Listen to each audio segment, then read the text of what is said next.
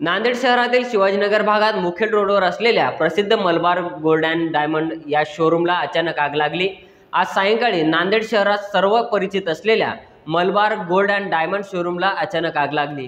त्यामुळे त्या परिसरात एकच धांदल उडाली। या घटनेची माहिती मिळताच नांदेड अग्निशमन दल घटनास्थळी आले।